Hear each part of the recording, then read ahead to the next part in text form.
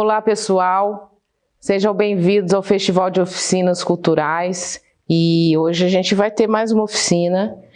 Meu nome é Romeine Carelli, eu gosto de dizer que eu sou uma humilde cozinheira.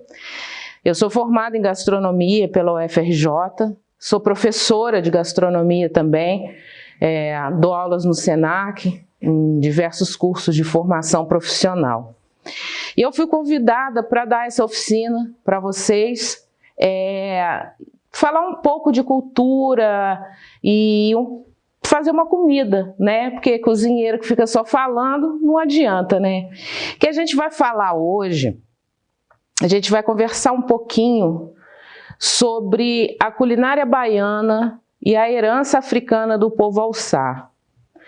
Essa oficina é uma oficina que, assim, o prato é um prato que eu gosto muito. E é uma oficina que eu já fiz essa oficina no Rio Gastronomia de 2019. Foi uma oficina que me deu um prazer enorme de fazer. E quando eu fui convidada para fazer essa oficina aqui no festival, na mesma hora eu pensei em repetir essa oficina, né? Porque, inclusive, à época, só assistiu a oficina quem conseguiu entrar. Então eu acho que assim é uma maneira também de você divulgar um pouco mais a cultura, a história, a gastronomia, porque a gente acaba que pela internet, os veículos de comunicação, hoje em dia a gente tem feito muito uso da internet, né, para inclusive matar a saudade, para suportar tudo isso que a gente vem passando, que não está sendo fácil para as pessoas, né?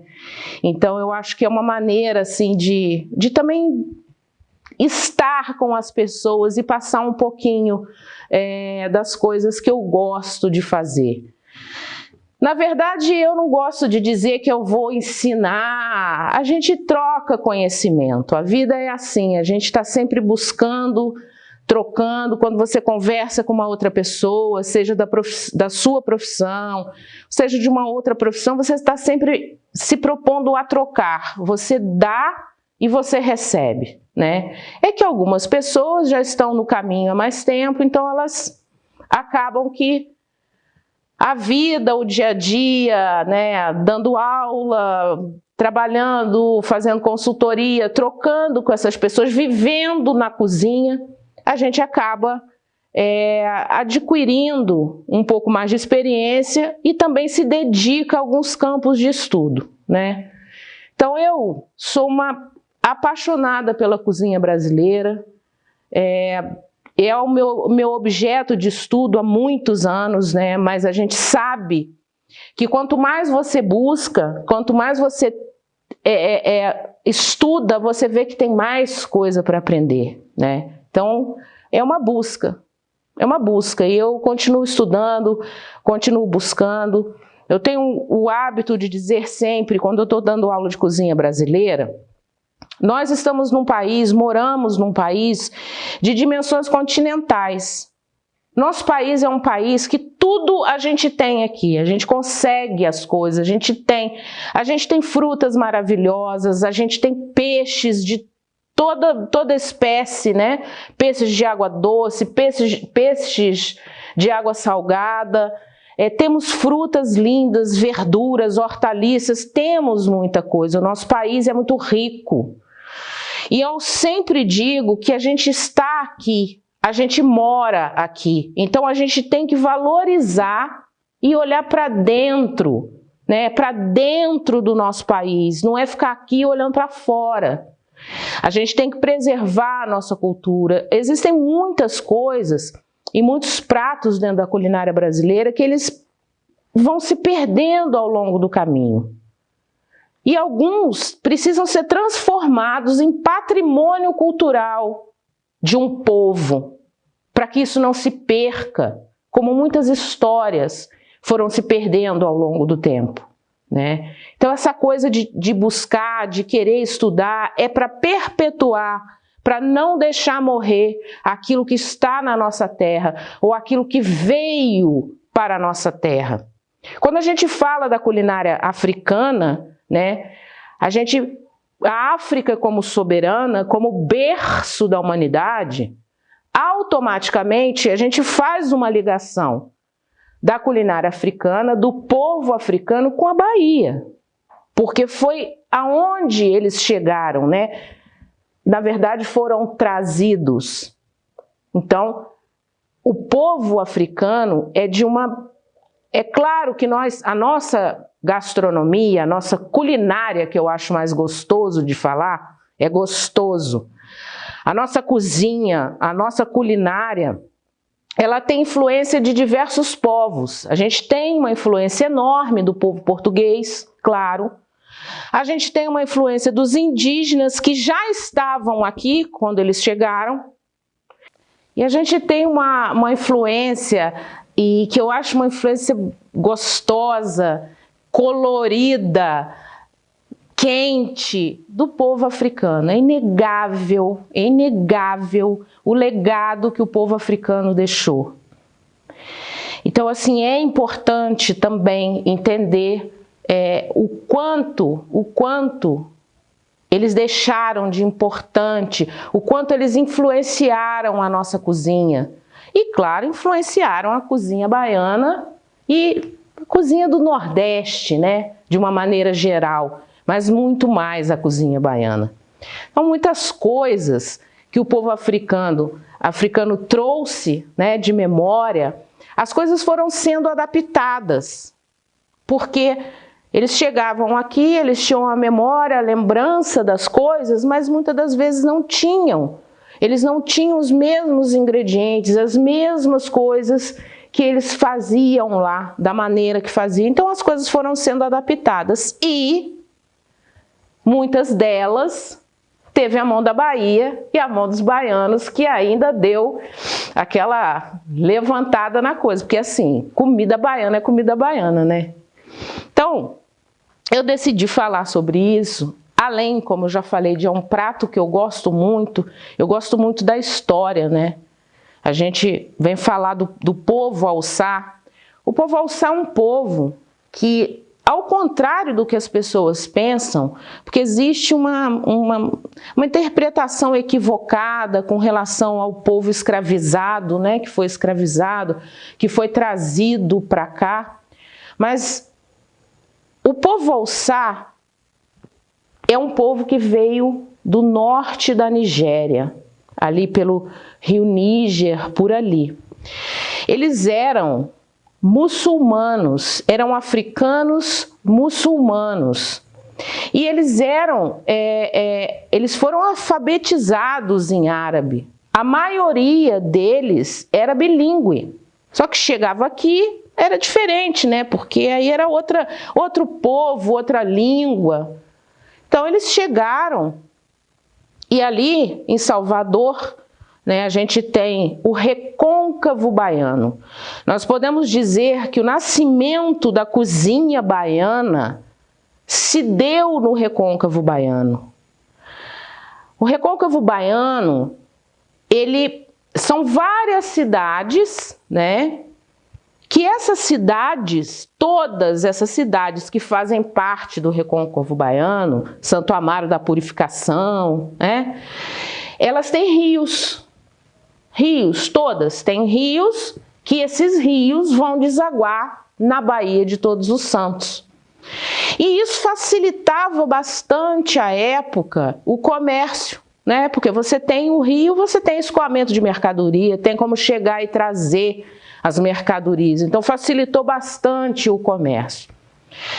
Nessa época, quando o povo Hauçá, segundo registros, dizem que o povo Hauçá foi um dos primeiros povos a serem trazidos, né? É porque essa palavra, para mim, ficar falando escravo, escravizado, eu não gosto, eu não me sinto bem, porque é uma dívida histórica que o Brasil tem com esse povo. Nós temos uma dívida histórica com o povo africano, com o povo, esse povo que tanto contribuiu, que tanto fez a nossa terra ser o que ela é hoje. Então é uma dívida histórica. Então eu não gosto de falar de escravo, mas povo povo, reconhecer como povo, um povo colaborativo, um povo que deixou legado, deixou raízes e deixou uma coisa apaixonante na cozinha. Então, nessa época, a época, quando nos registros dizem que o povo Alçá foi um dos primeiros povos a serem trazidos para cá, mais ou menos no século XVIII, né, que eles começaram a chegar e começaram a... Na verdade, chegaram um pouquinho antes, mas no século XVIII, eles começaram a se organizar em comunidades, os quilombos, e começou o aparecimento e a fundação dos terreiros de candomblé e outras comunidades religiosas, né? Porque o povo Alçá, eles eram muçulmanos. Eles começaram a se organizar em comunidades, e aí foram fundando os terreiros de candomblé, fundando os quilombos, as comunidades, para mais tarde, no século XIX, onde houve a revolta dos malês. Malês é um nome que foi dado para esse povo, que era o povo Alçá e o povo Iorubá, né? Que aí tinha a coisa dos Fon e dos Iorubá. Então, o nome que se deu historicamente para eles foi malês, que reunia os Iorubás e o povo Alçá. Então, no século XIX, que em 18 eles já começaram, ali pelo Recôncavo Baiano, a se organizar enquanto comunidade. E no século XIX, rolou a revolta dos malês. O que era a revolta dos malês? Na verdade, eles lutavam contra a opressão do catolicismo em cima da religião deles. Os Alçás eram muçulmanos. Tinham os Iorubás que tinham... Porque assim, a África... Existe uma coisa que assim, a África, não existe candomblé na África. O candomblé é uma religião brasileira. Na África existe Ifá. Mas aí isso né, a gente não precisa ficar discutindo sobre o sexo dos anjos. É só para esclarecer algumas coisas. Então, na revolta dos malês, inclusive, tem uma passagem interessante que foi achado um amuleto. Eles tinham os amuletos, os nossos patuás, né? Os breves e as coisinhas mandingari que o pessoal gosta de carregar, eles também tinham. Então foi achado isso durante a revolta dos malês, da polícia opressora, né? Um amuleto que tinha estava escrito em árabe, mas o escrito dizia: libertem-nos desse povo opressor. Eles estavam querendo liberdade, como todo mundo quer, e eles queriam, e todo esse povo queria e precisava. Então, nessa revolta dos malês, por que eu estou falando disso? Porque eu estou falando do povo Alçá, esse povo que veio da Nigéria, né? Essa revolta dos malês, estourou a revolta dos malês, onde eles conseguiram, de alguma maneira, libertar aquele povo, os malês, os iorubás, libertar o pessoal do cárcere, digamos assim. Mas ficar falando, só falando, não adianta, né? A gente tem que cozinhar. Então, o arroz de Alçá é uma homenagem a esse povo. É um arroz que, na sua integralidade, lá no início, como ele era feito, né? Ele era um arroz que era cozido sem tempero nenhum. Que a gente chama de arroz, na Bahia eles chamam de arroz inchado. Aqui pra gente, no estado do Rio de Janeiro, aqui a gente vai chamar de arroz empapado, mas ele não é empapado, é um arroz mais cozido, mais úmido, mais molhado. E a Bahia chama de arroz inchado, né? Então ele era cozido sem tempero nenhum e guarnecido de carne seca e camarão seco. A mão da Bahia veio e botou dendê, botou leite de coco. Por que esse arroz, inclusive, ele é sem tempero nenhum? Para ele segurar exatamente outros temperos fortes, outras coisas fortes. O sal da carne seca, o sal do camarão, o sal e o tempero do camarão seco. Então, para dar uma suavizada naquilo. Existe em alguns terreiros de candomblé, a gente estudando isso, a gente percebe que o arroz de alçá, ele nem sempre foi oferenda. Em determinado ponto da história, que provavelmente eu acredito muito que foi depois da revolta dos malês, ele começou a ser integrado ao, vamos dizer assim, ao banquete dos deuses, né? Então, alguns terreiros de Queto, por exemplo, eles oferecem o arroz de alçá para Oxalá. E é feito sem tempero nenhum e oferecem para Oxalá. Quando eles vão oferecer para Iemanjá, entra camarão e aí ele tem tempero. E eles oferecem para Iemanjá. Alguns lugares oferecem o arroz de alçá para o Mulu. Por quê? Porque ali você tem dois elementos, a terra e o mar. E porque o Mulu, no Olubagé, ele aceita comida de todos. Então ele recebe comida de todos. É o banquete do rei, é feito para ele. O Olubagé, um Olubagé, é servido todas as comidas de santo, né? Menos o amalá de Xangô, mas a gente oferece tudo para ele. Então, alguns terreiros adotaram, por causa dessa coisa da terra e do mar, de oferecer para ele. Mas não vão ficar também falando só disso. A gente vai começar a cozinhar e aí a gente vai trocando ideia. O arroz de alçá é uma coisa muito tranquila de fazer, é super tranquila. Eu vou levar um piso da produção, porque a produção me pediu que eu não começasse com esses raios desses papel filme, sabe? Que eu tirasse antes, só que eu esqueci. Aí agora não adianta, né? Agora não tem, a gente toma uns pitos, mas tudo bem. Então a gente começa o arroz de alçá, a gente tem aqui, como Bahia chama de azeite doce, né? Que é o nosso azeite de oliva e o arroz, tá? Então a gente vai começar. O arroz de alçá, ele, inclusive, é um prato preferido de Jorge Amado. Jorge Amado era um apreciador da boa cozinha, né? Ele era um apreciador da boa cozinha. E o arroz de alçá era o prato preferido do Jorge Amado. Tanto é que Jorge Amado, a maioria das obras de Jorge Amado, a maioria, eu assim, no momento eu não consigo nem me lembrar de uma que não tenha.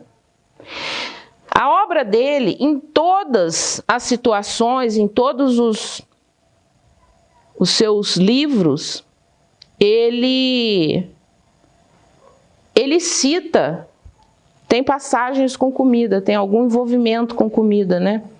Tem sempre alguém, uma recepção, alguém, tem uma história, sempre tem uma história com comida. Ó, botei azeite doce, tá? Esse fogo aqui é meio coreano, vocês já repararam, ó. Azeite doce, um pouco de cebola. Eu vou abaixar para ninguém me olhar de cara feia e nem ficar fazendo fumaça, estragando a filmagem. Eu botei azeite doce, cebola, vou botar o arroz. A gente vai dar aquela refogada básica no arroz. E a característica desse arroz é exatamente ele ser mais empapado, mais inchado. Originalmente, os baianos tinham, nos terreiros de candomblé, eles faziam esse arroz, e esse arroz chegava num ponto que as pessoas começavam a bater no arroz com a colher de pau. para poder soltar o amido do arroz e fazer com que esse arroz ficasse um pouco mais inchado, né? Alguns lugares, eles fazem isso e colocam farinha de arroz também, para dar aquela... A gente precisa lembrar que como é um prato de um arroz inchado, de um arroz um pouquinho mais cozido, e a gente tem que lembrar que eles comiam com a mão, né? Muçulmanos, eles compartilhavam o alimento. Então tem essa coisa de colocar o alimento para ser compartilhado e cada um pegar o seu quinhão ali, num alguidar, né? Num serviço compartilhado. E aí, como era o prato preferido de Jorge Amado, é o único prato, praticamente, que Jorge Amado cita ele em 3 obras dele, que é Jubiabá, O Sumiço da Santa e Dona Flor e seus 2 maridos. O arroz de alçá, ele é citado nessas 2 obras de Jorge Amado. Aí a gente vai cozinhar um arroz. E aonde que tem a mão da Bahia? Quando eles colocaram leite de coco e o azeite de dendê. O que a gente tem no arroz de alçá? A gente tem a cebola, que é uma cebola picadinha, né? Que na cozinha a gente chama de brunoise, mas é a cebola cortada a miudinha, pequenininha assim, ó, tá? Que é o refogado, o arroz, sem nada, tá?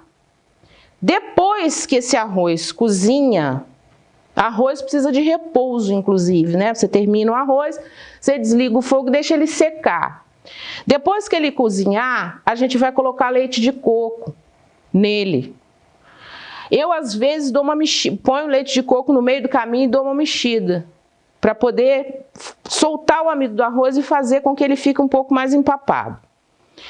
Então, temos isso. Aí depois, o que acontece depois? Eu vou fritar cebola, cortada em tirinhas fininhas. Mostra.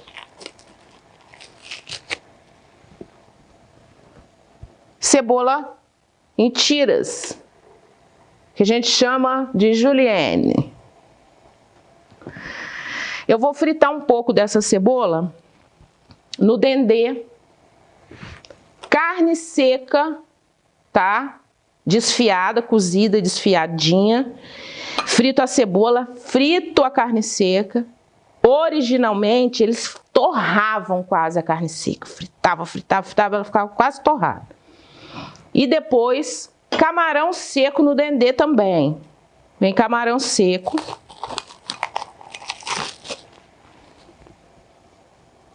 Camarão seco no dendê. Então aí foi a mão da Bahia, o leite de coco e o dendê, tá? E aí a gente depois vai montar o prato.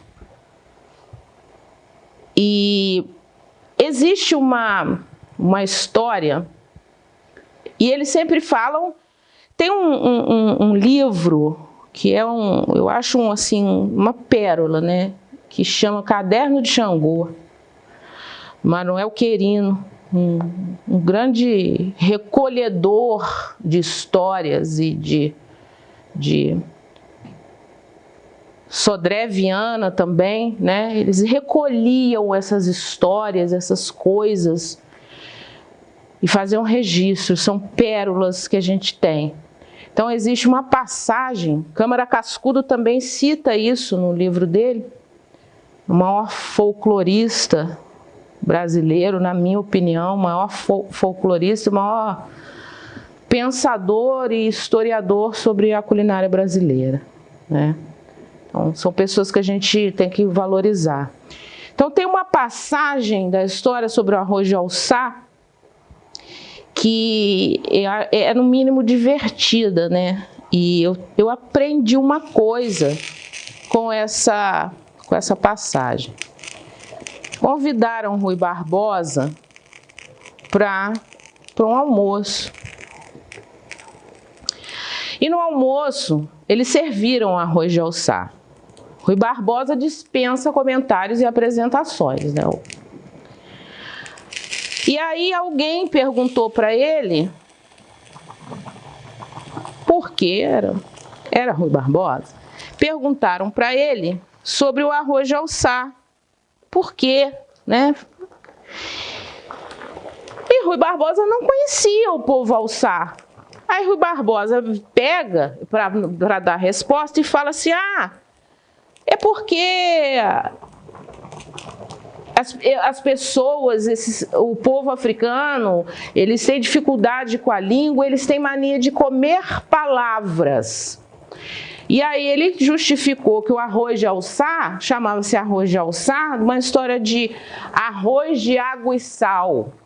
E que eles comiam palavras e que ficava arroz de água e sá, de água e sá, de água e sá, e virou alçá. Nesse quesito, Rui Barbosa poderia ter ficado quieto.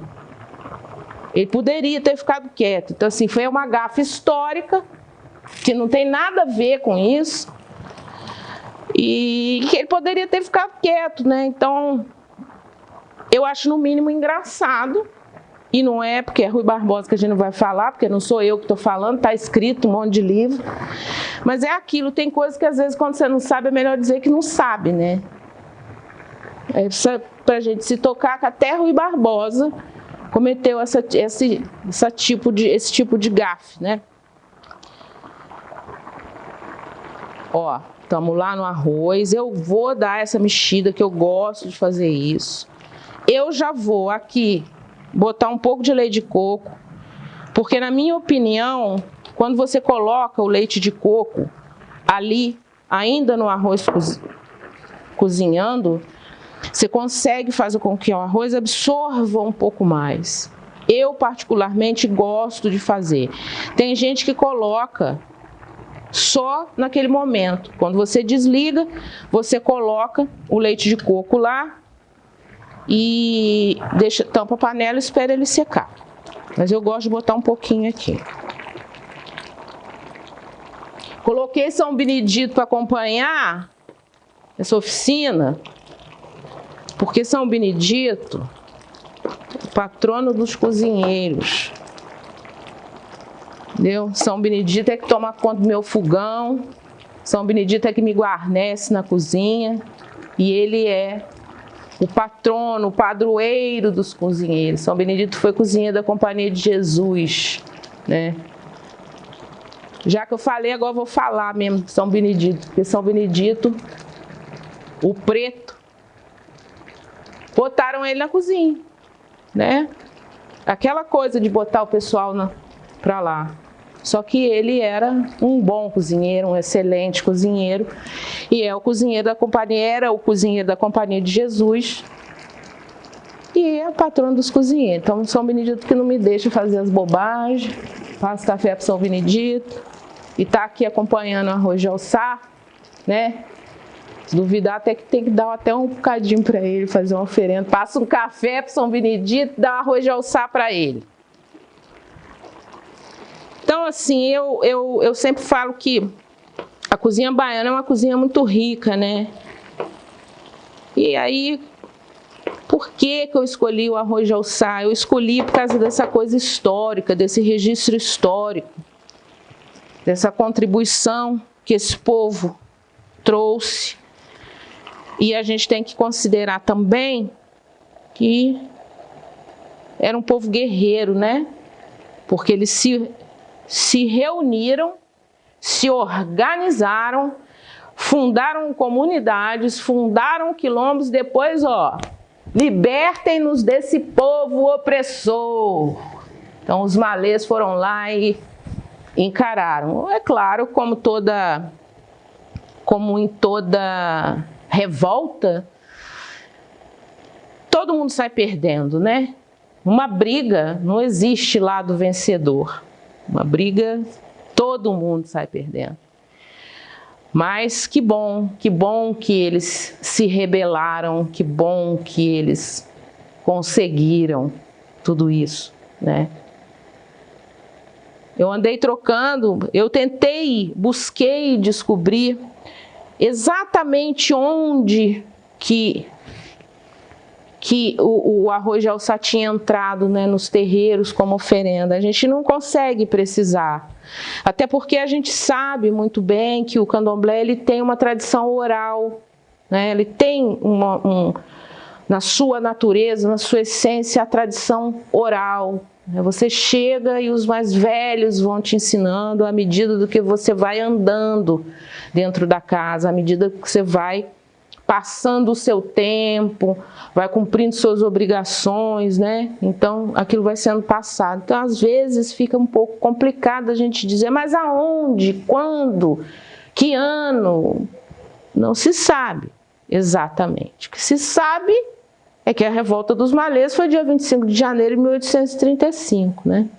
Era uma comemoração lá do alto da colina, Senhor do Bonfim, Nossa Senhora da Glória, eu acho. Posso estar enganada, mas era uma comemoração. Então, e o arroz de alçá, inclusive, hoje em dia, se você andar um pouco nos restaurantes da Bahia, você não acha muito, não. Ele já fez muito parte dos cardápios, né, dos restaurantes da Bahia, mas hoje em dia a gente não acha tanto. Mas para não... Ó, o arroz está secando já, o líquido já secou. Agora eu estou colocando mais leite de coco. Vou dar uma mexida aqui para ele entrar para o fundo, né? Entrar, se integrar a todo o prato.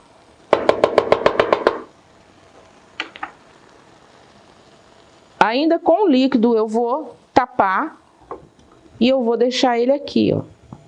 Vou deixar ele chegar enquanto eu vou fazendo outras coisas. Então, você não encontra às vezes muito não na Bahia, parece que perdeu um pouco, né? Mas, para as coisas não se perderem, hoje em dia, a gente precisa... É igual a gente... O prédio tal foi tombado pelo patrimônio histórico, né? Se tomba uma coisa para que aquilo... Minimamente, você pensa que aquilo é para ninguém destruir, para não se acabar. E muitas comidas são patrimônios, viraram patrimônio cultural e material. Para o arroz de alçá, dendê aqui, ó, tá? Aqui eu vou fritar uma cebola.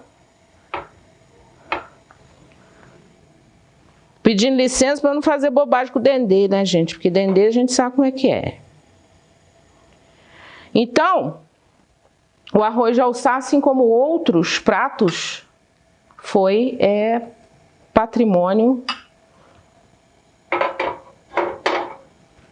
cultural e imaterial da Bahia, do recôncavo baiano. Cebola.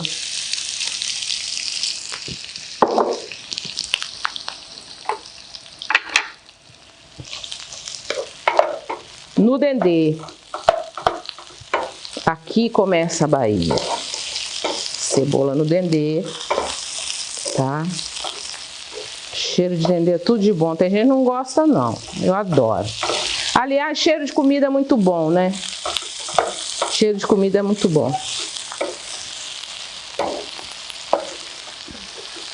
A gente dá aquela murchadinha. Eu gosto sempre de botar pouco, para você não ficar com nada muito carregado, né? Então você vai dar uma puxadinha. Nem vou fazer graça não, sabe, gente? Só um pouquinho. Então assim, eu tô aqui conversando com vocês, falando do arroz de alçá, e me veio de novo uma coisa importante de falar, porque a contribuição do povo, principalmente o povo Alçá, na culinária baiana, na nossa culinária baiana, não foi só. Quando você vai ver a contribuição que eles trouxeram, a gente tem o acarajé,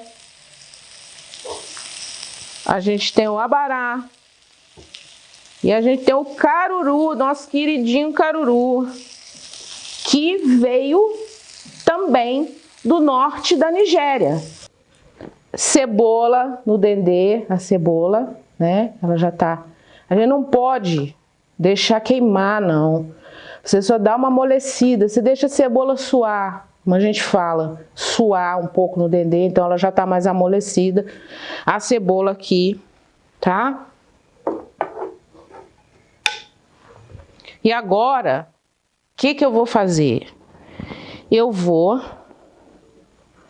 fritar a carne seca, tá? O camarão seco eu deixo por último. Dendê.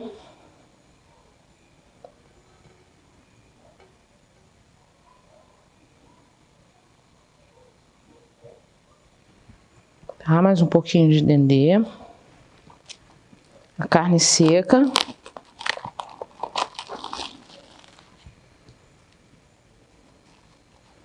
Desfiadinha, deixar esquentar um pouco, levantar um pouquinho o fogo aqui.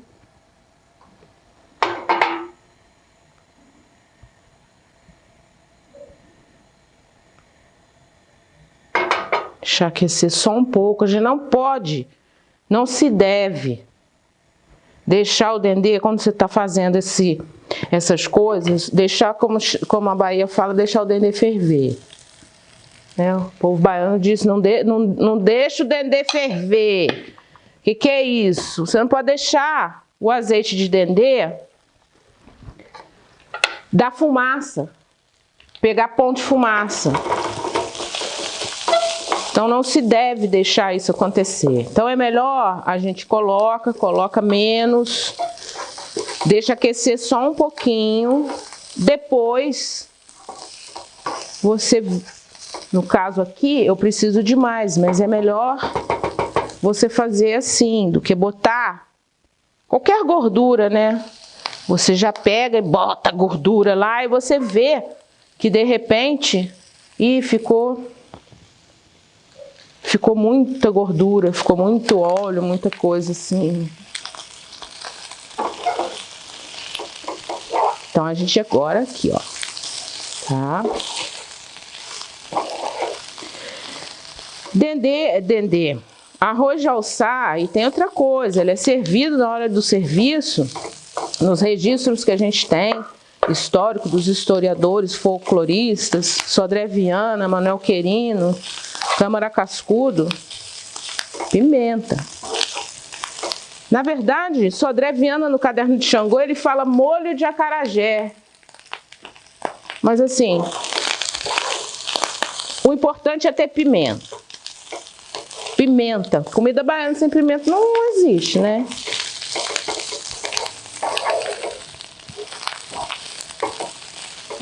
Bem fritinha aqui, ó. Na verdade, eles originalmente, como eu falei pra vocês, deixavam... Fritava. Esse prato, ele na verdade, é um prato que ele é servido frio. Nhai, mas comida fria. Mas ó, estou contando como as coisas eram. Primeiro, a gente tem que lembrar que eles faziam o que a gente chama de capitão, né? Você pega a comida, junta a comida assim, ó, com a mão, na verdade com a mão direita. E então, para fazer isso, para poder você fazer isso, juntar as comidas e fazer isso, você não pode ter comida quente, você vai queimar a mão, né? Então, por isso que os registros históricos mostram que é uma comida servida fria.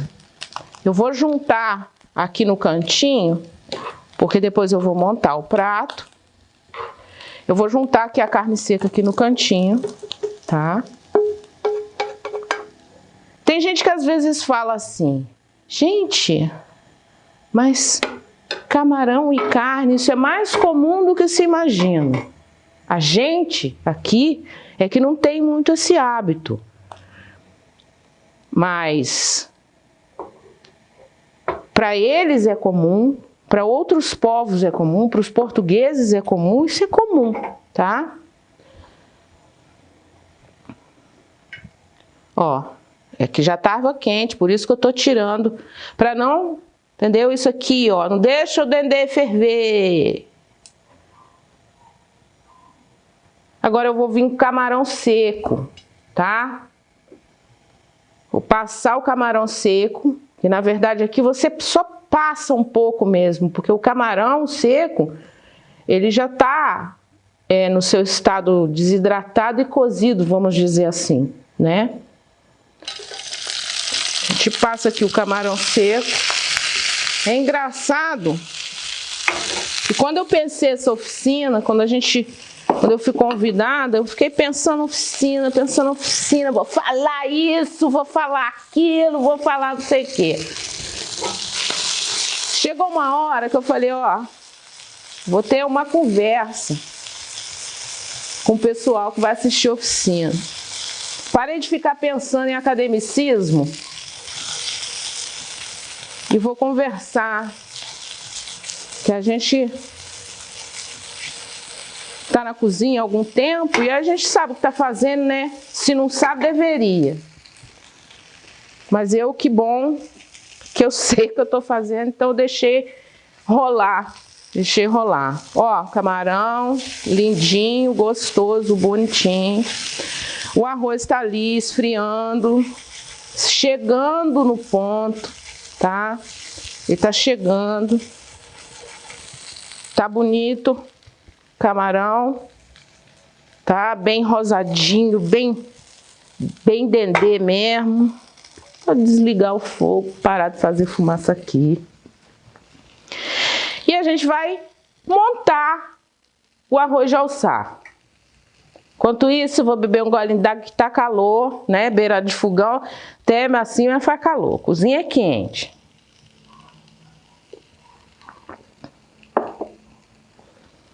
E aí, nós vamos montar o arroz de alçar.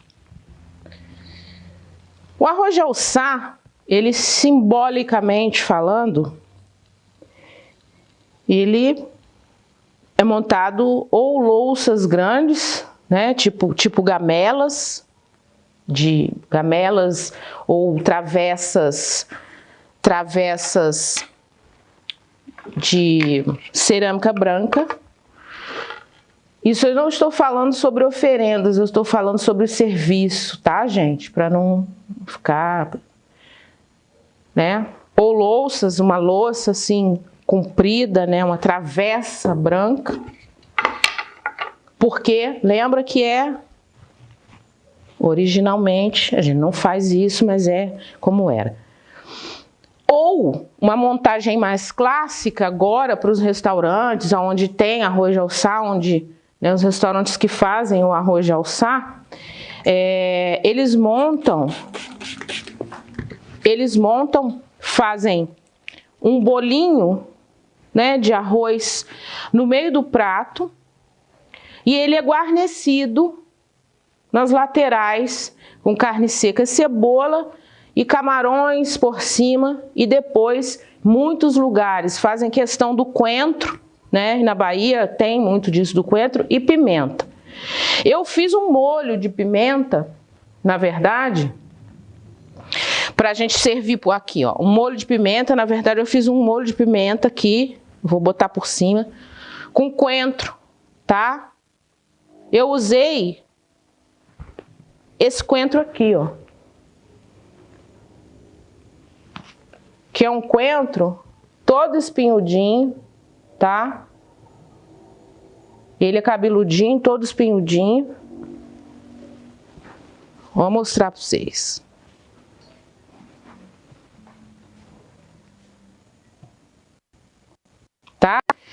Isso,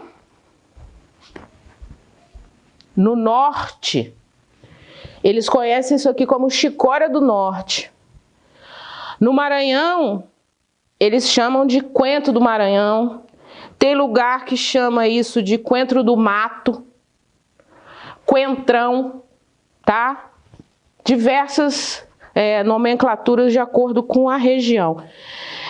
Eu quis mostrar para vocês, porque às vezes as pessoas não conhecem e acham que isso é mato, porque ele é espinhudinho e tudo. E isso daqui é muito mais forte. Tudo é coentro, mas assim, ele é muito mais forte do que o nosso coentro que a gente conhece. Sim, ele é mais encorpado, então você vai usar menos, tá? Então, só para mostrar, porque eu acho legal essas coisas também, que às vezes a pessoa vê e fala, isso tem no meu quintal. Não sabe o que é coentro. Coentro do norte, coentrão, coentro do mato, tá? Vamos montar então o prato, para fazer a montagem do prato, tá? O arroz já deu uma chegada ali. Eu vou montar então para mostrar do jeito clássico, que é o jeito mais clássico. Ó, vê que ele se junta, né? Que é o arroz inchado, ele é mais cozido. Então, a montagem clássica dele é arroz no meio. Eu não vou ficar botando forminha para ficar fazendo aquelas coisas que eu não gosto, assim. Não é que eu não goste, é que eu acho que não tem necessidade disso. Aqui, agora, pra gente. Se a gente está falando de comida de um povo, e de comida que inclusive entrou nos terreiros para ser oferenda, né? O que a gente põe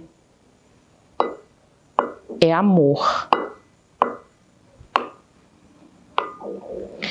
Ó, eita, o pessoal tá com fome.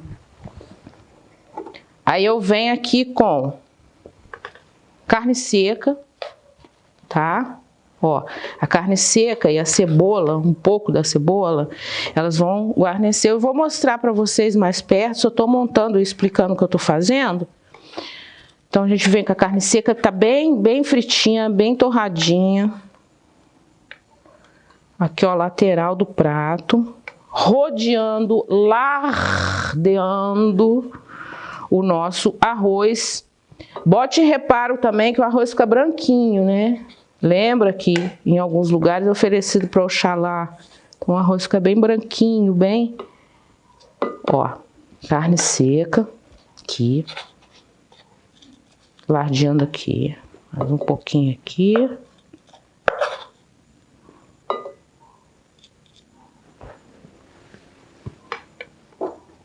Agora, cebola. Um pouco de cebola também.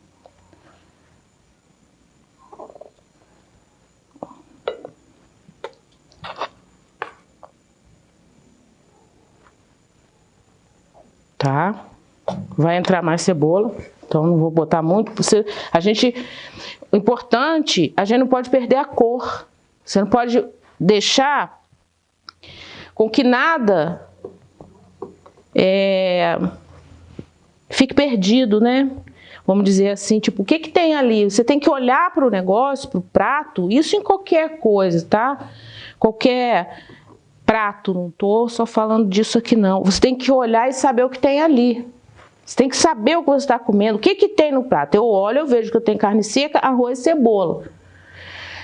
Prato não pode precisar de tradução.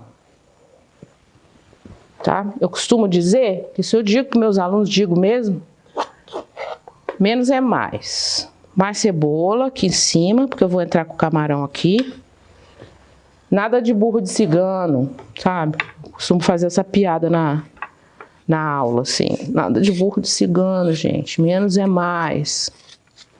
Agora, os camarões. Aqui por cima, ó.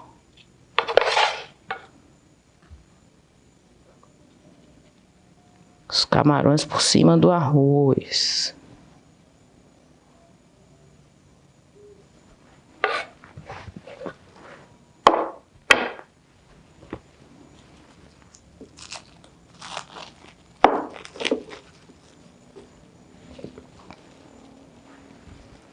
Então, nosso prato tá chegando, sendo montado. E agora o que que eu vou colocar?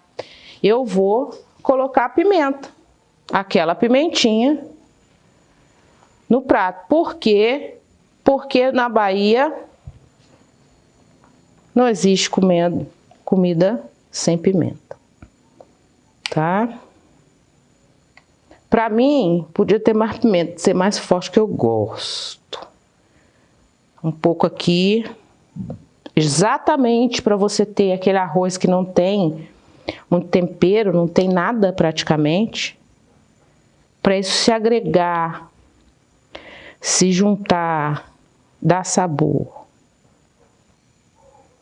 Tem aqui, ó, tá aqui, nosso arroz de alçá, montado, tá cheiroso, com a guarnição de carne seca em volta, a cebola, os camarões por cima, a pimenta, né? Porque na Bahia é pimenta, dendê e sal a gosto. Olha, nosso arroz de alçá pronto.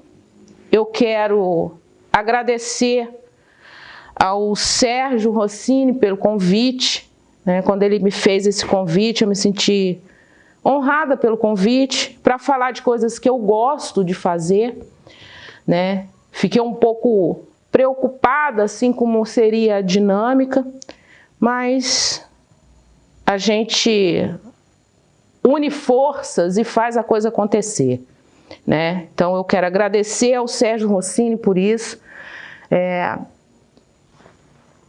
que vocês aproveitem, né, essa oficina e todas as oficinas que estão acontecendo no Festival de Oficinas Culturais durante todo o mês de março, né? E quero agradecer a Cláudia, minha amiga, minha irmã, parceira de trabalho que está aqui. Sem ela, isso não podia acontecer, não aconteceria, tá? Cláudia, por favor. Só um oi, né? É um oi pro pessoal te ver. No meio da pandemia, de máscara. Pronto, já dei um oi. Meus agradecimentos a você por proporcionar que isso acontecesse, tá bom? Gente, eu espero que eu tenha conseguido trazer um pouco de alegria, contar de história, jogar a conversa fora, né? E que vocês façam o arroz de alçá.